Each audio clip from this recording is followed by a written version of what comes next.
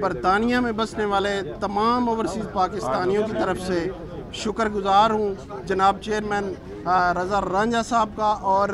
Chairman Imran Khan साहब का, जिन्होंने हमारी इस स्ट्रगल को जो एक तवील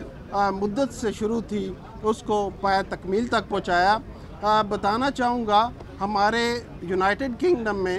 चूँकि सियासी बहुत ज़्यादा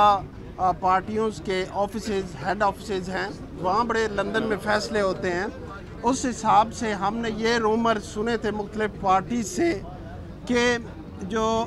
ओवरसीज़ हैं उन्हें मखसूस सीटें दी जाएँ, जबकि हमारी लीगल टीम, जो कि मैं इस प्लेटफॉर्म से लीगल टीम को आज रिप्रेजेंट कर रहा हूँ लंदन से, बताना चाहूँगा कि ओवरसीज़ का जो वोट का राइट है वो फंडामेंटल राइट है। स्पेशल सीट या मखसूस सीट्स देकर हमें मुख्तलिफ पार्टियाँ अपने अपने हल्के से अकोमोडेट कर सकती हैं, लेकिन ओवरसीज़ पाकिस्तानी इसको ओन नहीं कर सकते।